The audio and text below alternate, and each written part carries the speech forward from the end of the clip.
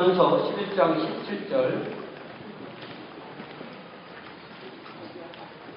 17절부터 22절까지를 이제 금주부터는 우리가 성경을 교독하지 않고 합독하겠습니다. 저와 나눠 읽지 않고 같이 저와 함께 처음부터 마지막까지 함께 읽겠습니다. 시작. 내가 명하는 이 일에 너희를 칭찬하지 아니하나니 이는 너희의 모임이 유익이 못되고 도리어 해로움이라.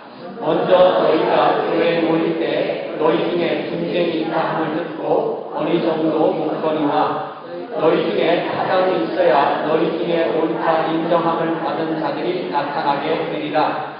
그런즉 너희는 함께 모여서 주의 만찬을 먹을 수 없나니 이는 먹을 때 각각 자기의 만찬을 먼저 갖다 먹음으로 어떤 사람은 시장하고 어떤 사람은 취함이라. 너희가 먹고 마실 질이 없느냐? 너희가 하나님의 교회를 업신여기고 빈궁한 자들을 부끄럽게 하느냐? 내가 너희에게 무슨 말을 하랴? 너희를 칭찬하랴? 이것으로 칭찬하지 않노라. 아멘. 자리에 앉으시다.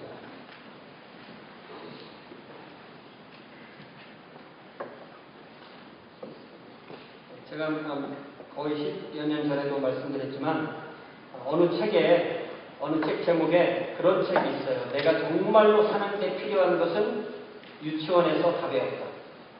그런 책이 있죠. 그 제목이 주는 의미가 무엇일까요? 그 의미는 바로 우리 모두가 삶에서 기본이 되는 예절이 무엇인지, 다른 도덕과 윤리가 무엇인지, 어떻게 하는 것이 서로 양보하고 배려하고 질서를 지키고 사랑을 표현하는 것인지는 유치원 정도 수준이면 다 안다는 것입니다. 근데 문제는 이 배움에는 이론이 있고 실제가 있습니다. 그래서 기억해보면 초등학교 때 누구나 100점 맞는 시험이 있는데 그 시험이 바로 뭐였냐면 도덕시험이었죠. 그러나 그 도덕을 행동하는 것은 그렇게 쉽지 않습니다. 그러니까 윤리도덕은 그 이론에 있어서는 어려운 것이 아니라는 거죠. 또 어른이 되어야만 이해하는 것도 아니라는 것입니다. 그러나 그것을 말과 행동과 윤리와 도덕으로 옮기는 것은 상당히 평생 동안 배워야 되는 것이고, 그것이 일찍 되지 않아서 주변에 많은 문제를 일으키는 사람들을 우리가 볼 수가 있습니다. 특별히 유명한 사람들, 또 책임 있는 사람들, 알려진 사람들이 그런 문제에 있어서 훈련이 되어 있지 않으면 더 많은 사람 앞에 드러나게 되고 또 본이 되지 못하는 것입니다. 유치원이나 초등학교 시절에 배운 윤리 도덕의 수준을 바르게 실천하는 사람이 있는가 하면 평생을 살아도 그 문제가 잘 되지 않아서 어려움을 겪는 경우가 있습니다. 너나 할 것 없이 거짓말이나 비난이나 이기심이나 상처를 주는 말이나 따돌림이나 편가르기나 욕설 등등 우리가 생각해보면 아직도 우리 자신들도 이런 문제에서 자유롭지 못한 경우가 종종 있다는 것을 알게 된 것입니다. 하나님의 이름으로 모이는 우리 교회, 하나님의 교회도 역시 사람들의 모임입니다. 사람의 모임은 역시 죄인의 모임입니다. 우리는 그리스도의 보혈로 의롭다심을 얻은 의인이지만 동시에 아직 죄의 본성을 가지고 있는 죄인입니다. 그래서 우리는 생각할 때 죄를 짓고 얼굴의 표정과 눈빛으로 죄를 드러내고 말로 죄를 범하고 또 손과 말과 몸과 행동으로 죄를 짓습니다. 우리의 죄는 근본 하나님을 향한 것이고 또 사람을 향한 것입니다. 우리의 죄는 교회를 향한 것이고 공동체를 향한 것이고 세상을 향한 것입니다.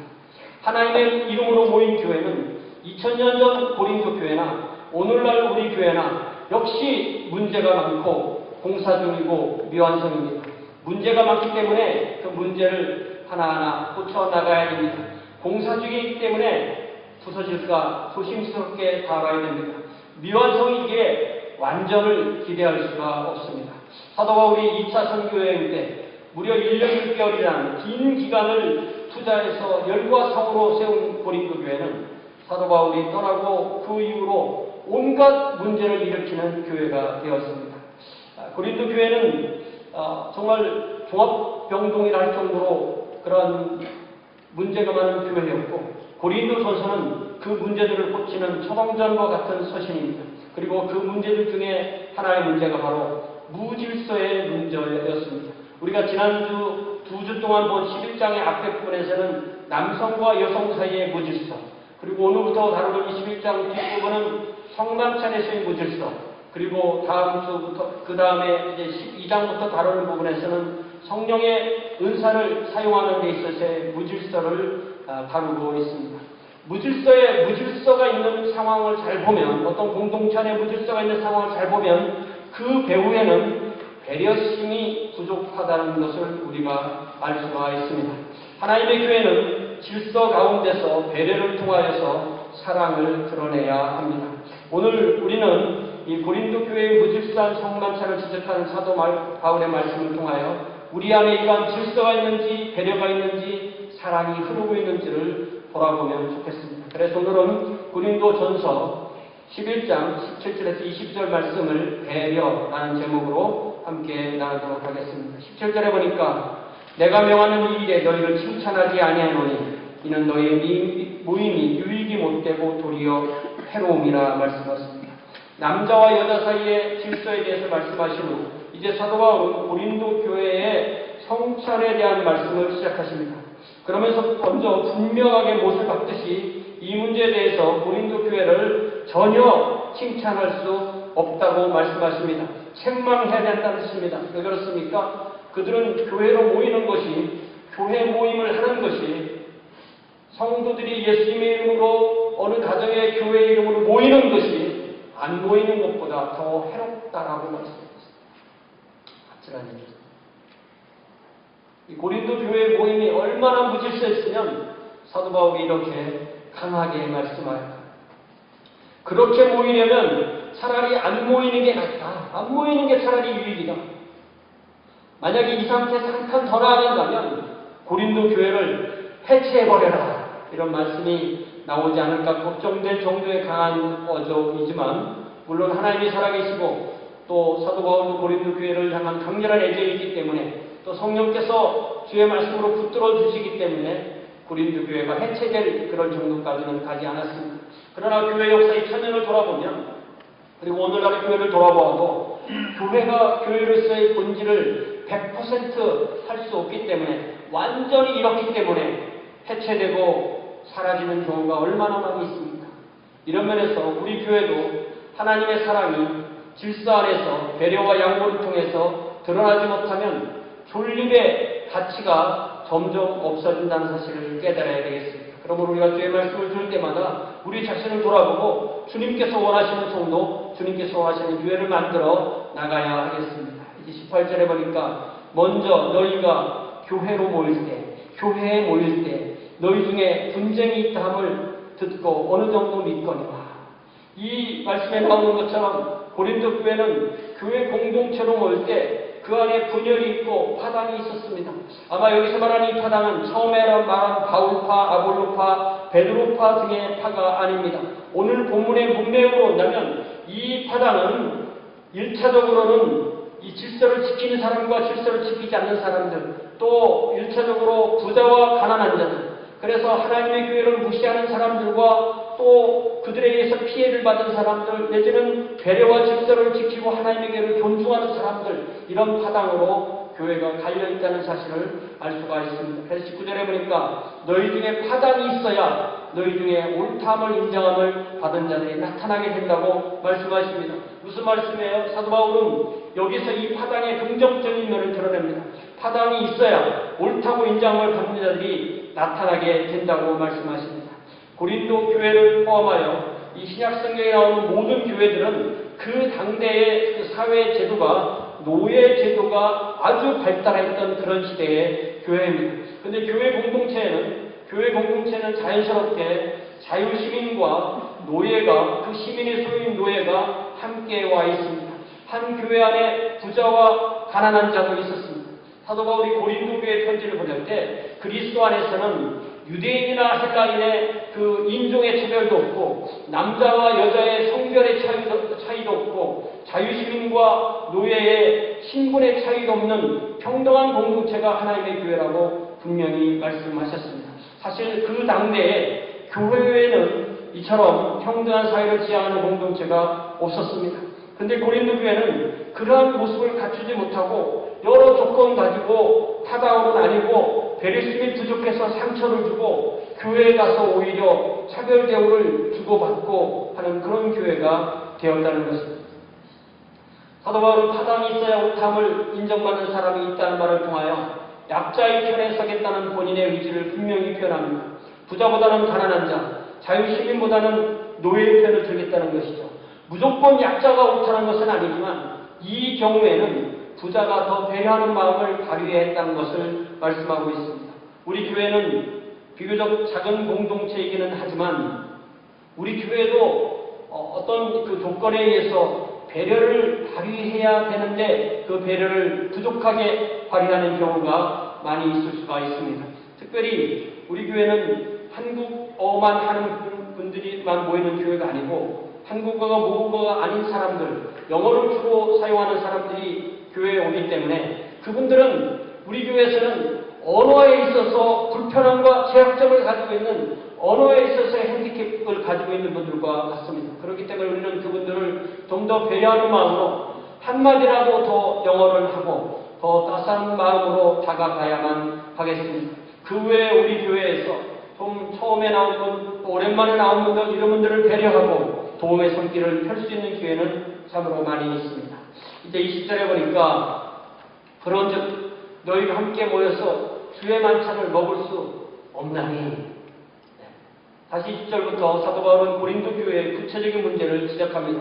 주의 만찬이 무엇입니까? 주의 만찬은 주님께서 십자가를 지시기 전날인 목요일 저녁에 마가의 다락방에 모여서 그들과 함께 구약성경 출애굽부터 내려오던 그 유월절 만찬을 드시면서 그들에게 빵을 찢어주시면서 이것은 너희를 위하는 내 몸이라, 그들에게 포도주를 나눠주시면서 이것은 너희를 위해 흘리는 바 나의 피라고 그렇게 말씀하시면서 주의 만찬을 제정하신 것을 이제 사도행전 2장 예루살렘 교회부터 주님께서 부활하신 그날에 함께 모여서 식사를 하면서 이 주의 만찬을 지키는 것, 이것이 바로 주의 만찬인 것입니다. 그런데 참 재밌는 것이 이게 언제 모여서 주의 만찬을 했는지가 제가 열심히 찾아봐도 별로 의미 없어요.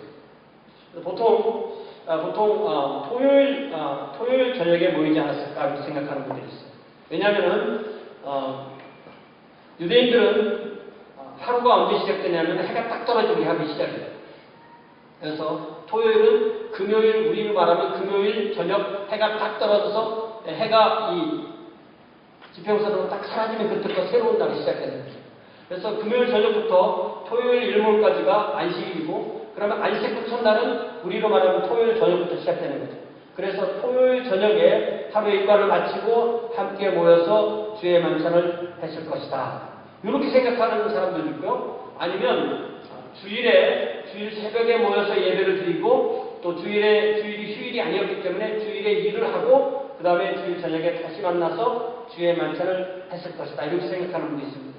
주일이 휴일이 된 것은 교회가 시작되고 거의 300년 정도 흘러서 로마의 콘스탄티누스 대제가 그리스도교를 합법화하면서 이제 어느 종교를 믿는 사람이든 이날 예배를 드려라 이렇게 해서 주일을 쉬는 날로 만들어 주었을 때 이제 자유롭게 낮에 예배를 드리게 되었다는 것입니다.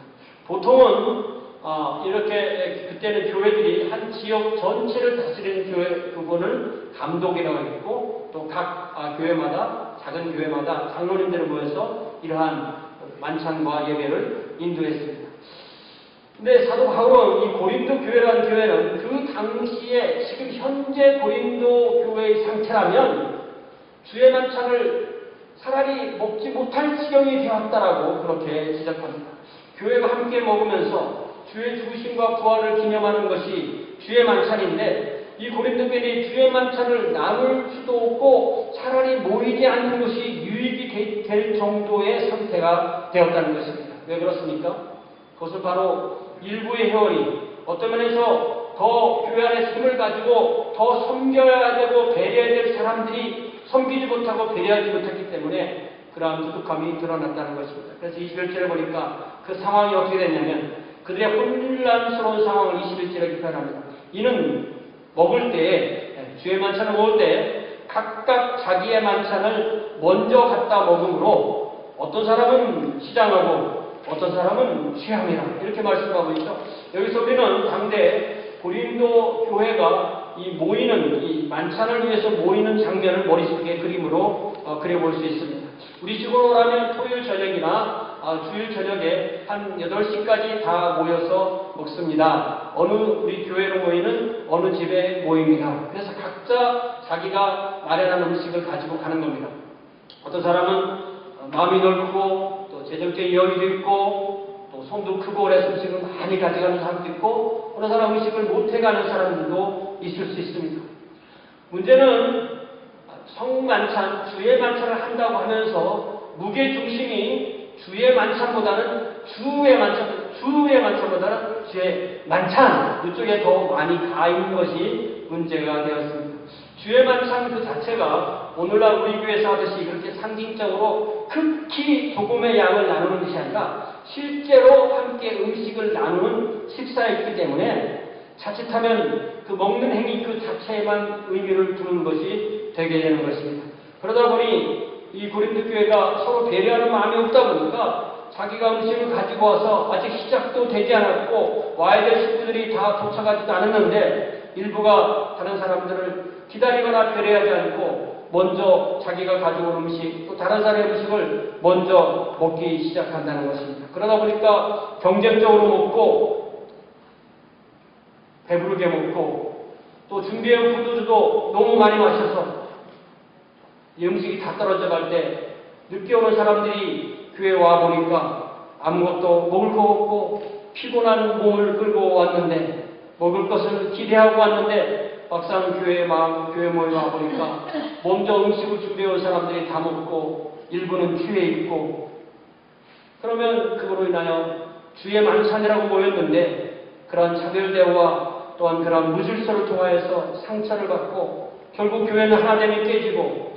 질서는 망가지고 배려하는 마음, 양보하는 마음, 위하는 마음을 찾아볼 수 없는 그런 교회가 되었다는 것입니다. 그러한 교회에 어떻게 새로운 사람을 또다시 오라고 초청할 수가 있겠습니까? 사람이 사는 곳에는 반드시 먹는 일이 생기고 또 식욕은 인간이 가진 가장 기본적인 욕구이고 반드시 충족되어야 되는 욕구입니다. 어떤 사람은 한 끼 대충 먹어도 된다라고 하는 분도 있지만 또 어떤 사람은, 저 같은 사람은 한 끼를 잘 먹어야 된다라고 생각하는 그런 사람도 있습니다. 그런데 함께 모여서 먹는데 그 먹는 문제로 섭섭함을 갖게 된다면 차라리 안 모이는 게 낫지 않겠다는 겁니다. 그래서 음식을 충분하게 준비하는 경우 있어요. 어느 교회가 보면 음식을 항상 2배를 준비해요. 근데 그 2배를 준비해도 문제가 없는 줄 알았더니 이번에 또 누가 얼마나 많이 싸가느냐로 또 문제가 생깁니다. 이게 참 먹는 문제가 그렇게 쉬운 것이 아니라는 것을 알 수 있습니다. 이런 면에서 음식을 준비해오든 음식을 먹든 음식을 싸가든 이기심이나 욕심이 과하면 문제가 되는 것을 알 수가 있습니다.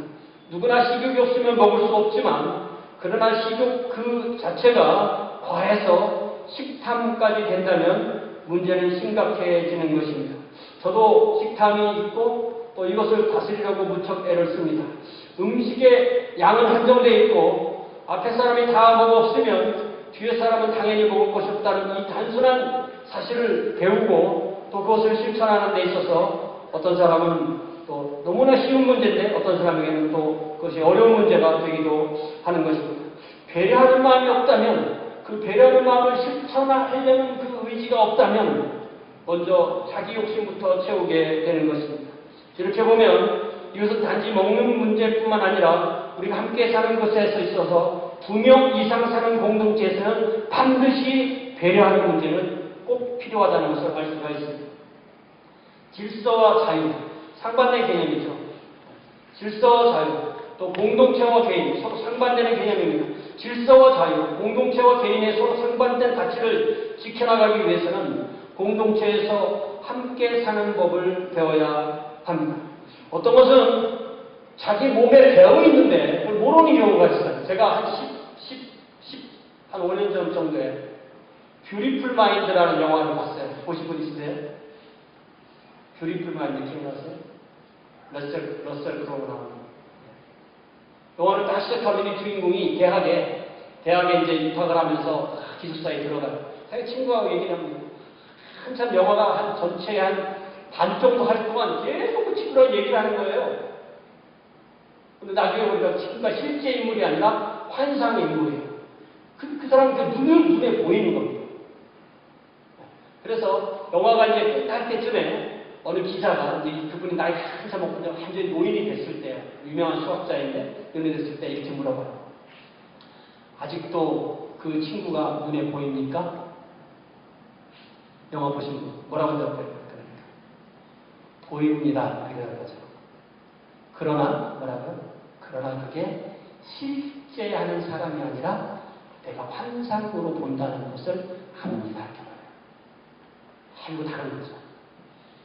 이게 그전에는 그 환상을 실제로 생각했지만 이제는 환상이 보인다는 것은 끊어지지 않았는데 그것이 실제가 아니라는 거예요. 저도요, 제가 한 1, 2년 전부터 우리 성가대 조인하면서 그전까지는 제가 아주 찬양을 잘한 줄 알았어요.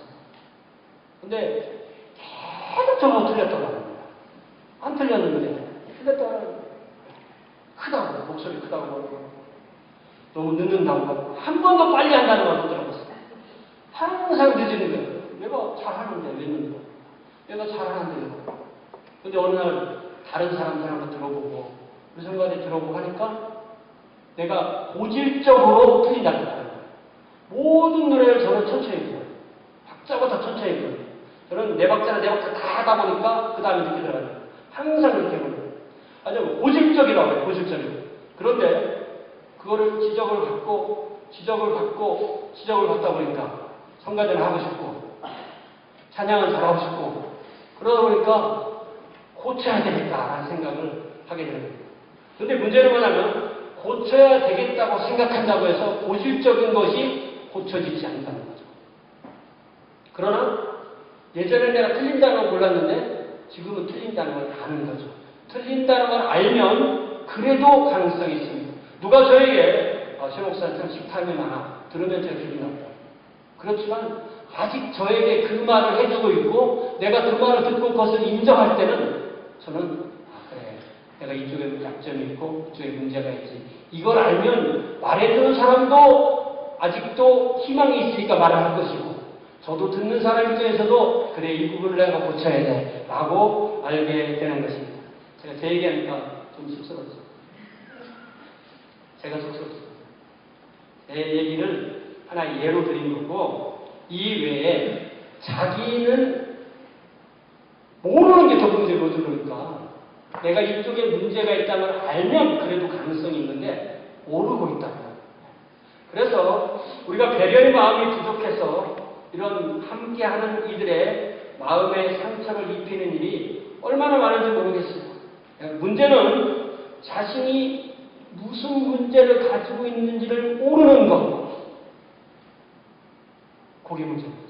주변에 계속 피해를 입히면서도 정작 자신은 잘하고 있다고 생각하는 거죠. 나는 성격 깨끗해, 화통해, 나는 말하고 고민 안 해. 상대방 고민은 겁니다. 나는 아무런 문제 없어요. 상대방은 문제가 됩니다. 그럴 경우에 문제를 모르는 것이 더 문제가 되는 것입니다. 자신이 가진 문제를 알면 그래도 고칠 가능성이 있는 거죠. 그 문제가 무엇인지조차도 모르면 가능성은 거의 없는 것입니다. 그러므로 사랑으로 정말 사랑으로 그런 문제를 지적해주는 은사를 가진 분들이 사랑의 마음으로 따끔하게 지적할 때 귀 기울일 수 있다면 그게 참 행복한 거죠. 아무도 말해주지 않는다. 아무도 말해주지 않는다. 본인도 모른다. 계속 상처를 주고 있고 계속 피해를 받는데 그냥 그렇게 흘러가는 거죠. 얼마나 심각한 문제인가를 알 수가 있는 것입니다. 그러므로 누가 아직도 나에게 무엇인가를 지적할 때 나에게 아직 소망이 있고 변화의 가능성이 있다는 것을 알게 되는 거죠. 그리고 그 말을 들을 때 내가 조금이라도 문제를 인정한다면 나는 좀 더 나은 방향으로 갈 수 있고 또 내가 도와줄 뿐만 아니라 내가 함께 살고 있는 공동체가 좋아지게 되는 것입니다. 이제 25절에 보니까 너희가 먹고 마실 집이 없느냐? 이렇게 말씀하세요. 이게 무슨 말이죠? 차라리 집에서 먹으라는 거예요. 모이지 말고 집에서 먹으라는 거예요.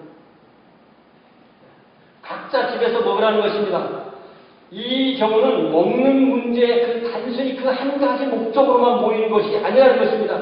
주의 만찬은 실제로 먹는 식사 행위와 주님이 가르쳐 주신 대로 주님의 살과 피를 기념하는 의식의 요소가 하나가 있는데, 그럴 때 공동체가 거룩하고 또 함께해서 이 주의 만찬을 질서 있게 수행해야 되는데, 먹는 것을 인하여서 질서를 깨뜨리고 배부르고 술에 취해 있고, 그 결과로 구성원 일부는 배가 고프고 마음도 고프고 마음의 상처를 받고 섭섭하고 차별 대우를 받는 느낌을 갖게 된다면 차라리 하지 말아라. 집에서 모여라. 집에서 각자 먹어라. 이런 거죠.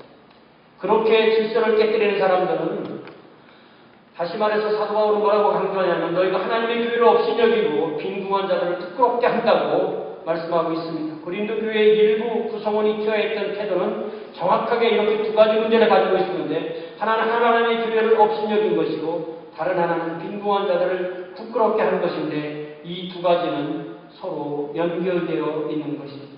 하나님의 교회를 업신여겼다는 것은 하나님의 교회의 본래의 모습인 평등한 사랑의 사회, 질서와 배려와 양보가 살아있는 그 하나님의 왕국의 에이전시로서의 본질을 파괴하는 행동을 오히려 지도자급에서 하고 있다는 것을 지적하는 말씀입니다. 하나님의 교회를 업신여기는 것은 곧 하나님을 업신여긴다는 말씀이 됩니다. 그리고 이것은 동시에 가난한 자들을 업신여기고 음식을 준비하지 못한 사람들을 배려하지 못하게 되는 것입니다. 그러므로 너희가 먹고 마실 집이 없느냐라고 했을 때 사도 바울은 좀 더 자기가 그래도 유복하게 살고 먹고 마실 집이 있고 그래도 맘마음은 한 사람을 먹일 수 있는 그런 사람들에게 좀 더 포커스를 맞춰서 말하고 있다는 사실을 알 수가 있습니다. 예나 지금이나 사람이 모이면 반드시 먹는 일이 생기고, 또 어떤 사람은 이제 먹는 문제는 해결된다고 하지만 아직도 배고픈 사람이 있고, 또 상황에 따라서 또 한 끼 잘 먹어보겠다는 그런 소망을 가지고 교회 모임에 오는 사람도 있을 수가 있는데, 그러한 단순한 소망을 깨뜨려버릴 때 이 가난한 성도가 얼마나 마음속에 자존심에 상처를 입고 부끄러워지겠느냐라고 말씀하는 것입니다. 이 고린도 교회에 이런 폐단도 있고 해서 교회 역사에서는 그래서 이제 어떻게 교회 역사가 발전하냐면, 교회의 공동 식사와 또 이 성만찬을 분리하게 됩니다. 처음에는 이 아가페라는 공동 식사와 이 주의 만찬이 하나로 됩니다. 이거 싹 분리해서 이제 주의 만찬은 주일에 오전에 하고 공동 식사는 저녁에 하고 이런 식으로 분리되는 것입니다. 그러다가 또 한때 역사에서는 교회에서 이 공동 식사가 하도 문제가 되니까 아예 법적으로 하지 못하게 그렇게 제정한 적도 있습니다. 어쨌든 성만찬 예식은 좀 더 의식의 성격에 맞게 하나의 빵으로 온 회중이 떼고 하나의 큰 잔으로 온 회중이 함께 마시는, 그러면서 주님의 대속적 죽으심 안에서 하나가 됨을 기념하는 그러한 의식으로 발전하게 되고, 애찬식은 말 그대로 사랑으로 섬기는, 교회에서 배고픈 사람을 먹이는 그런 자리까지가 되었던 것입니다.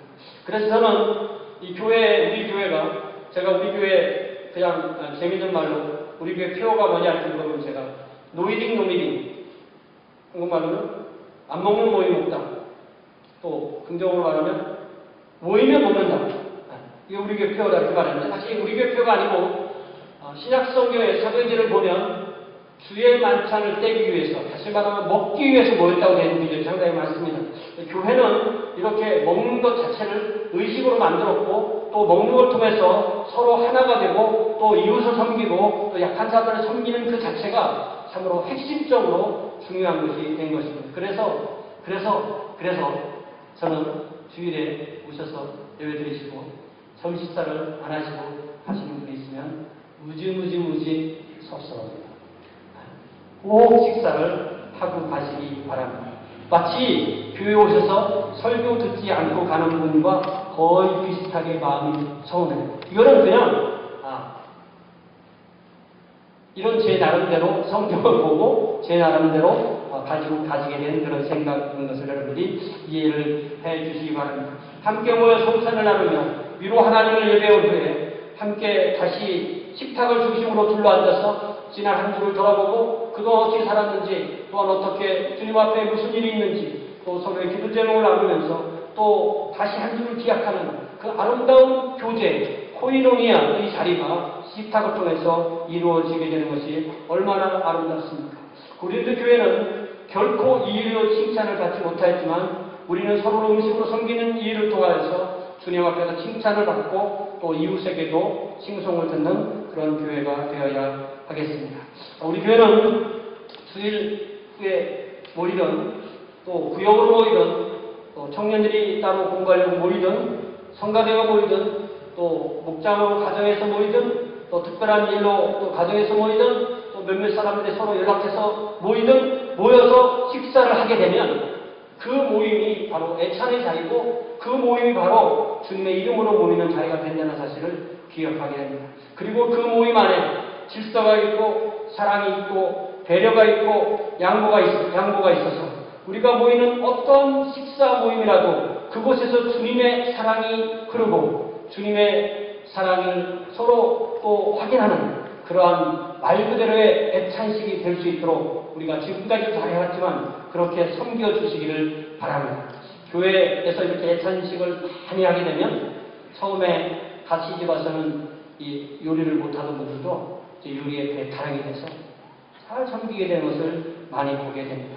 이번 주간에 서로 더 많이 초청해서 식사를 나누시고 또 서로 기도도 하시고 또 서로 형편도 들어보시고 그렇게 하여서 참으로 이 음식을 통해서 우리가 성도를 섬기고 또 이웃을 섬기고 또 전도 대상자를 섬기는 것이 바로 우리가 주님의 사랑을 드러내는 것이고 우리 큐어처럼 먹든지 마시든지 무엇을 하든지 그 모든 것을 하나님의 영광을 위해서 하는 그러한 주의 자리가 되는 줄로 믿습니다. 이렇게 주님께 영광을 돌리는 저의 문 되시기를 주님의 이름으로 축원합니다. 기도하겠습니다. 사랑하는 아버지